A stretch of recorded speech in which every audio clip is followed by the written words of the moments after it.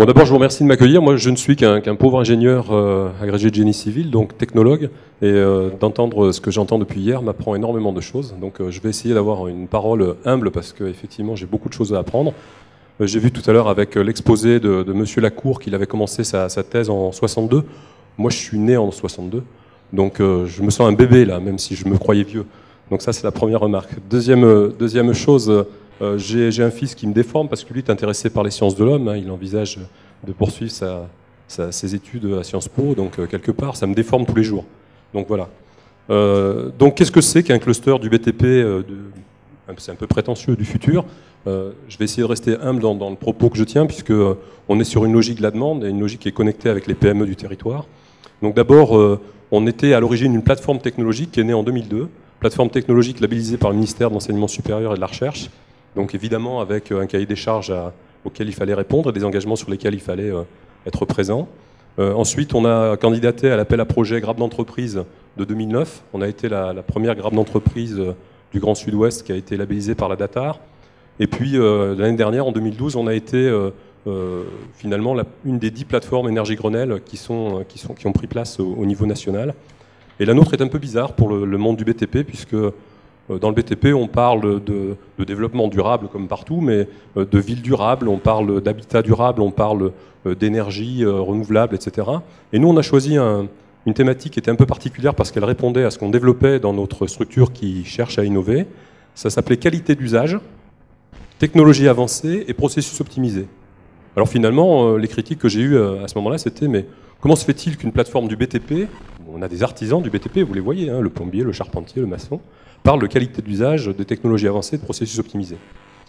Donc c'était finalement une façon d'expliquer que notre monde change, que à l'heure de la révolution du Grenelle de l'environnement, alors pardon, on n'a plus le droit de dire Grenelle, il faut dire durable maintenant, hein, mais c'est la même chose. En fait, on est en train de changer de paradigme, de changer de monde.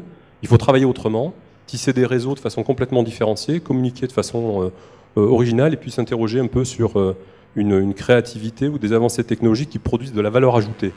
Et je crois que la précédente intervenante là, ce matin, qui était responsable de PME, a bien mis le doigt sur une chose qui est sensible. Finalement, je crois que ça a été dit aussi par M. Diribarne, le brevet c'est bien, la licence c'est mieux. Effectivement, il faut qu'on mesure la production de valeur ajoutée.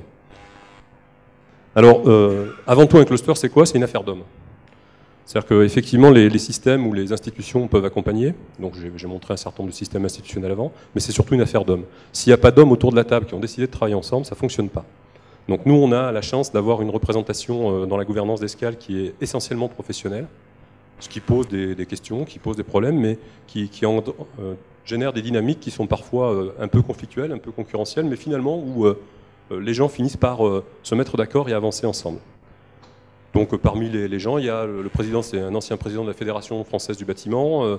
On a toute nature d'entreprises, à la fois des toutes petites PME et à la fois des grands groupes. Saint-Gobain Habitat, par exemple, est membre fondateur d'Escalorec et GDF Suez. Pour les gens qui sont d'Aquitaine connaissent certainement Antoine Auger, membre fondateur d'Escalorec. Bon. Et puis des directeurs d'école, le directeur de l'Estia, le directeur de l'école d'archi de Bordeaux. Alors c'est plus Pierre Culan qui est parti à la retraite l'année dernière, c'est son successeur, M. Martin. Et puis un certain nombre de bureaux d'études et de petites entreprises de taille plus faible. Alors les enjeux sont les suivants. D'abord, on est dans des dynamiques de réseau. On n'est pas tout seul au Pays Basque ou en Aquitaine, on est dans des réseaux. Alors parmi les réseaux, j'ai mis deux cartes. Une première qui est en haut, qui est celle de l'intercluster plan bâtiment Grenelle. Vous voyez, il y a une quarantaine de structures.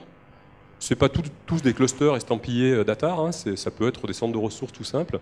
L'objectif, c'est de créer un club. Et donc pendant la mise en place de cet intercluster national, on s'est rendu compte que pendant un an, on n'a rien fait, parce qu'on s'est assis autour de la table pour regarder l'autre en face et ne pas avoir peur de lui. Donc il y avait cette phase de digestion de l'autre, pour pouvoir commencer à anticiper et à mettre en place des collaborations. Et au bout de 2 ans, 3 ans, on commence à générer des actions qui sont des actions partagées. La deuxième carte, c'est la carte des plateformes énergie Grenelle. Vous voyez qu'elles sont représentées un peu partout en territoire, avec pour notre territoire ici des enjeux qui sont l'enjeu Arc Atlantique, bien sûr, sur lequel La Rochelle travaille depuis longtemps, et Nantes aussi, également Bilbao, mais en même temps des opportunités qui se font jour avec des opportunités habité sud, puisqu'on n'habite pas dans le sud comme dans le nord, les comportements de l'usager ne sont pas les mêmes, les modes constructifs ne sont pas les mêmes.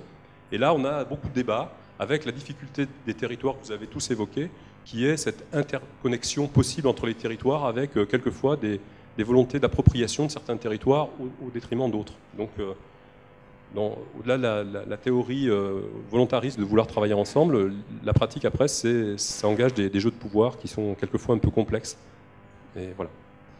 Alors qu'est-ce que c'est que cette plateforme technologique cluster plateforme Énergie Grenelle? C'est en fait un outil qui permet, autour de la maîtrise de l'énergie, des matériaux et du chantier, pourquoi chantier? Parce que les adhérents sont professionnels, de générer des actions d'innovation en formation, en recherche et développement, en accompagnement de projets, en veille, etc. etc. L'objectif, c'est d'accompagner le changement dont on parlait. Alors, bon, ça c'est la plaquette de notre plateforme, donc bien sûr c'est classique, hein, des réseaux pour comprendre, des leviers financiers, un club pour que les gens échangent et partagent, et puis c'est l'accompagnement. Bon, ça c'est une illustration de partenariat. Donc, parmi les partenariats, on a été lauréat du Grand Emprunt Investissement d'Avenir sur la réhabilitation des maisons individuelles en secteur diffus social. Donc là où il n'y a pas d'architecte, pas d'argent, pas de plan, comment on fait pour rénover des maisons individuelles? Dans votre environnement, vous avez certainement connu des petites maisons individuelles à rénover ou de l'habitat individuel social à rénover. Et en général, on a une succession des acteurs qui est séquentielle. Et donc, on n'a pas optimisé le processus de réhabilitation, et donc on a des coûts qui ne sont pas concurrentiels. Les deux photos du bas sont des partenariats qu'on a en transfrontalier. On a depuis une dizaine d'années des partenariats avec la Navarre, la Fédération laborale de Navarre et la mairie de Pampelune, et d'autres collaborations avec Euskadi. Manuel Lara en a parlé hier. On a une relation forte avec le gouvernement basque et avec la ville de Saint-Sébastien. Et au-delà des dossiers intérêts qu'on a développés avec eux, qui ont produit des bâtiments référents sur Saint-Sébastien, on a une convention aussi cadre qui est beaucoup plus large et qui nous permet d'avoir une mise en perspective d'action à monter sur les 15 ans qui viennent. Voilà, alors j'ai mis une diapo qui est un peu particulière. Alors c'est une part de la vérité, il y a d'autres parts de la vérité qui sont différentes. C'est un de mes membres fondateurs qui s'appelle Fred Beauchesne qui a traversé l'Atlantique en planche à voile. Vous allez me dire, il faut être un peu fou pour avoir traversé l'Atlantique en planche à voile. Il l'a fait. Il l'a fait et il a écrit un certain nombre de choses. Et de mon point de vue, c'est vraiment quelqu'un qui a un ADN d'entrepreneur et qui m'a appris beaucoup de choses. En gros, ce qu'il dit, lui, c'est qu'on ne cherche pas une idée, on la trouve. L'esprit malin frappe au détour du chemin. L'idée jaillit, s'impose comme une évidence. Et on se demande pourquoi on n'y avait pas pensé plus tôt. Ça relève du tempérament, de la curiosité, de l'instinct du braconnier. Et si on faisait autrement? Il n'existe pas de grimoire caché des secrets de l'alchimie des idées, mais une attitude, fruit d'un laboratoire d'observation ouvert à 360 degrés. Tout le monde ici connaît Didier Roux, qui est le patron de la recherche de Saint-Gobain. Et quand on écoute ses conférences, on est impressionné par sa capacité à observer le monde, la nature, et à développer des technologies qui sont issues d'une observation. Pourtant, Didier Roux est le patron de la recherche de 3500 chercheurs chez Saint-Gobain. Un bon dessin vaut mieux qu'un long discours, après il faut de la suite dans les idées. Donc ça c'était simplement une provocation que je vous livrais ici, c'est une part de la vérité, il y a aussi effectivement l'innovation qui naît de la recherche académique, bien sûr. Des réalisations en cours pour être concret, donc ça c'est le dossier Grand Emprunt Investissement d'Avenir. L'objectif, comme je le disais tout à l'heure, c'est d'optimiser le processus de construction-réhabilitation, là où on a une organisation aujourd'hui qui est très artisanale. Le BTP est un secteur encore très artisanal, et son manque de compétitivité et ses difficultés actuelles sont liées à cette organisation. Donc l'idée, c'est de s'inspirer de ce qui se fait dans l'aéronautique ou l'automobile et de dire qu'il y a des équipes projets qui travaillent depuis longtemps avec des échanges de données informatisés, avec des technologies qui sont des technologies modernes, et dans le BTP, on ne le fait pas. Le plombier, le charpentier, le maçon, l'électricien se succèdent de façon non coordonnée et non interopérable. On fait des réunions de chantier après réalisation pour gérer les problèmes qu'on a eu sur le chantier de non-qualité. Si on pouvait faire les réunions de chantier avant en équipe projet dans un processus global, comme ça se fait dans l'industrie, quelque part on éviterait tout un tas de non-qualité sur terrain. Le client serait satisfait, donc l'usager serait satisfait, on atteindrait les objectifs qu'on a écrits avec lui, et ensuite on pourrait évidemment tracer cet ouvrage-là pour que dans son exploitation future, on ait des documents qui soient traçables. Essayez de chercher les plans d'un ouvrage qu'on a construit il y a 5 ans, vous allez avoir quelques difficultés. Donc, ce qu'on a choisi, nous, en plus, dans cette filière-là, où, comme je disais, il n'y a pas d'argent, pas d'architecte, pas de bureau d'études, c'est d'abord de dire sur quel document s'appuie-t-on. Donc, on a constitué sur ce projet-là une petite SAS qui regroupe une douzaine de nos adhérents, qui a acheté un scan 3D, que vous voyez là, Et ce scan 3D permet de faire un nuage de points, à partir de ce nuage de points de vectoriser pour faire des plans en 3D, et de donner au plaquiste qui va poser des plaques de plâtre un document préalable au chantier, afin qu'il ne monte plus au 3e étage sans ascenseur avec ses 3 plaques de plâtre et redescendre avec 2, mais qu'il puisse les préfabriquer en usine ou en atelier. Et à partir de là, alors on ne parle pas d'industrialisation, ça fait peur aux artisans, mais on parle d'optimisation. On lui dit qu'il va reconstituer sa marge parce qu'il va gagner 20% du temps sur le chantier et avoir une qualité d'exécution plus industrielle, en quelque sorte. Voilà. Alors ça tient d'un processus. Le processus est en train d'évoluer complètement dans nos métiers du BTP. Jusqu'alors, nous étions sur de la conception-réalisation. Il y avait l'architecte et le constructeur. On ne parlait pas de l'usager, on ne parlait pas de l'exploitation du bâtiment et du coût global du bâtiment. On en parlait d'une façon théorique, mais pas d'une façon appliquée. Donc la notion d'usage est tellement importante que les réglementations qui sont actuellement en place dans le bâtiment sont des réglementations techniciennes. On parle de réglementation thermique RT 2012, où ce sont les techniciens de la thermie du bâtiment qui font la loi. C'est en train de changer complètement. La réglementation RBR 2020 ne s'appelle plus RT, réglementation thermique, mais RBR, réglementation bâtiment responsable 2020. Les 3 axes principaux, c'est plus la thermique, c'est l'homme, le territoire, le temps. L'homme, parce que la dimension usage. Le territoire, parce qu'il y a une notion de proximité dans l'acte de construire, y compris dans l'implantation des entreprises de construction et des acteurs de la construction. On doit être aussi dans des villes durables avec des notions de connexion et de proximité. Et puis le temps, parce que tout projet n'est pas, doit s'imprégner un petit peu de la temporalité dans laquelle il s'installe. L'exploitation, parce qu'on sait que 80% du coût global d'un bâtiment, c'est dans son exploitation, c'est pas dans sa phase de construction. Ça révolutionne complètement l'organisation de la filière, puisqu'on parle de filière, on ne parle plus d'artisanat. Et vous remarquez qu'à chacun des éléments du processus, qui est un peu complexe là, vous avez les différents acteurs, et vous avez à chaque fois, sur la partie du bas, les usages de ce qu'on appelle la maquette numérique, qu'on utilise depuis longtemps dans les autres industries, mais qu'on utilise très peu dans le bâtiment et qui est purement émergent aujourd'hui. Et donc, y compris dans la gestion patrimoniale, sur les 80% du coût derrière, on a la possibilité d'utiliser ces outils-là.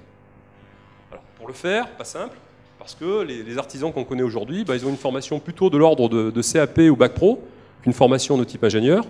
Donc le vrai challenge, il est plutôt de dire, mais comment, dans la pyramide des âges de nos entreprises PME aujourd'hui, on peut faire en sorte, qui ont 55 ans pour plus de 30% d'entre eux, on peut faire en sorte que nos étudiants, ceux qu'on a devant nous quand on est dans les écoles d'ingénieurs et les lycées, soient les entrepreneurs de demain matin, d'autant plus qu'ils sont nés avec l'informatique et qui n'ont pas de problème de mise en œuvre de ce type de technologie. Donc ça, c'est un challenge que nous avons. Alors bien sûr, tout ça passe par de l'expérimentation. Le programme des investissements d'avenir qu'on développe est un programme qui est basé sur l'expérimentation. À chaque fois, on teste sur des chantiers et on regarde sur le chantier si ça a fonctionné ou si ça n'a pas fonctionné. Autre sujet, c'est un sujet d'études exploratoires par le ministère du Développement durable. En gros, il y a 3,6 millions de mal logés en France. Comment on fait pour résoudre les problèmes de la précarité, de la très grande précarité dans le logement? On disait hier, une personne disait dans l'Assemblée, je crois que c'était Rousseau, qu'il ne faut pas confondre habiter et habitat. Vous aviez tout à fait raison. Je pense qu'on est en train aujourd'hui de vivre aussi, y compris dans l'approche de l'objet, quelque chose qui n'est pas simplement rattaché à l'objet physique, mais qui doit être dans le concept global, et y compris en lien avec ce que vous souligniez hier, c'est-à-dire la formation, qui est fondamentale sur ces sujets. On a beaucoup à réfléchir dans nos écoles d'ingénieurs et dans nos lycées techniques aujourd'hui, ou dans la formation continue, à l'approche qu'on peut avoir de cet aspect.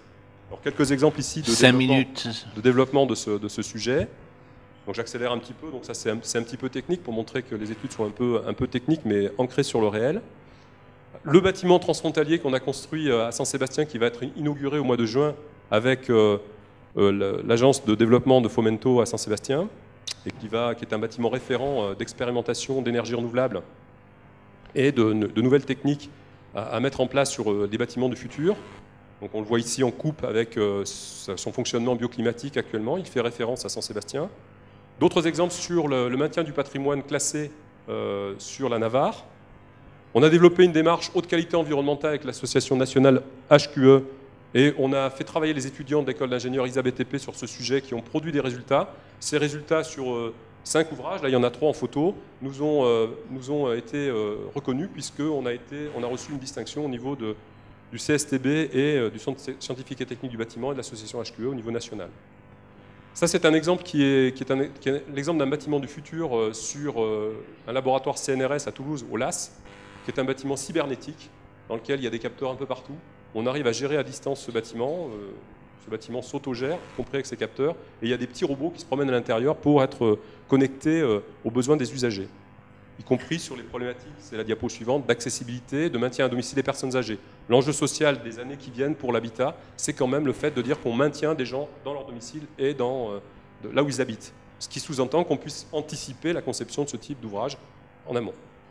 On a développé aussi des logiques de quartiers flottants. C'est interdit de construire en site inondable. On a développé des quartiers flottants avec une communauté de communes dans le Val d'Agen pour pouvoir faire de l'habitat haute qualité environnementale sur des zones inondables en mettant en sécurité les personnes.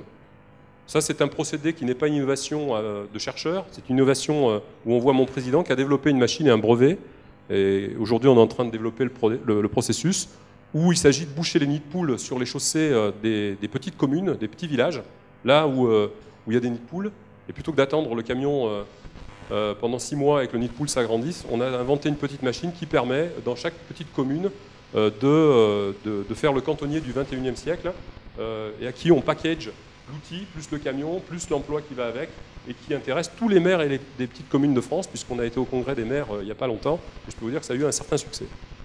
Donc ce n'est pas d'innovation avec un grand I, on réchauffe simplement l'enrobé avec une technique micro-ondes.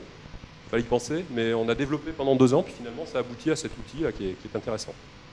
On parlait de formation, M. Musso hier, donc évidemment on est missionné par l'État pour faire de la gestion des emplois et des prévisionnels des emplois et des compétences. Derrière, il y a de l'ingénierie de formation, du recrutement, du changement d'activité. Une entreprise de Moléon aujourd'hui est en train de créer une activité sur la base d'une action GPEC qu'on a menée avec eux pour faire des enduits de chanvre.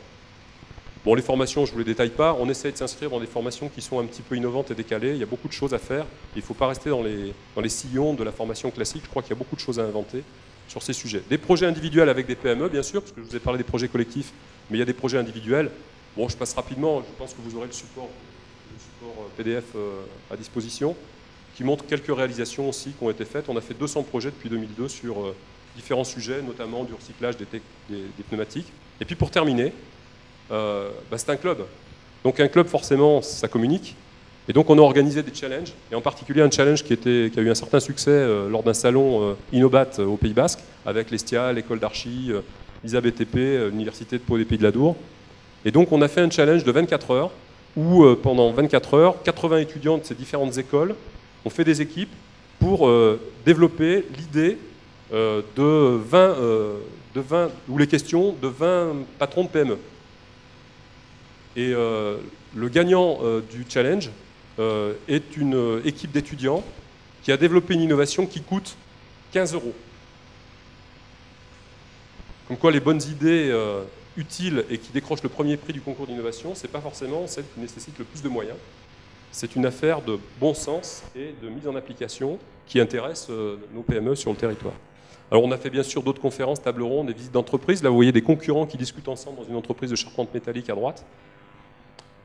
On a également animé la conférence HQE, la table ronde conférence HQE en février 2012 à Anglette. Et puis, je vous invite tous, et vous aurez certainement une communication de cette université d'été qu'on organise au mois de septembre entre Saint-Sébastien et Biarritz, où on va faire les universités d'été de l'Intercluster 2013, avec des thématiques qui sont quels sont les enjeux de l'interclustering, quels sont les ateliers transversaux intercluster, quelles sont les politiques énergétiques, les opportunités européennes de tissage, comment on procède de l'open innovation, puisque quand même aujourd'hui on peut avoir ces outils-là, et comment on peut faire des visites de chantier qui montrent que nos voisins à 30 km de chez nous, au Pays Basque, mettent par exemple une éolienne sur un bâtiment, une micro-éolienne sur un bâtiment public sur 2.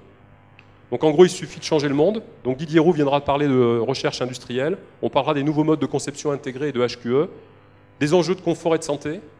La HQE, jusqu'à maintenant, c'était de l'éco-conception, de l'éco-gestion. Maintenant, ça devient de la biodiversité, du confort et de la santé. Ça change complètement la donne. Et puis, les enjeux d'organisation filière, dont je parlais tout à l'heure. Il faut savoir aujourd'hui que le ministère de l'Industrie nous soutient plus dans les actions BTP que le ministère du Développement durable. Ça interroge. Voilà. Un président américain qui a été réélu a dit « Yes, we can ». Donc, moi, j'en suis convaincu aussi. Et puis, pour la suite, quelqu'un qui vend du café nous a dit « What else ?» Donc voilà. Merci beaucoup.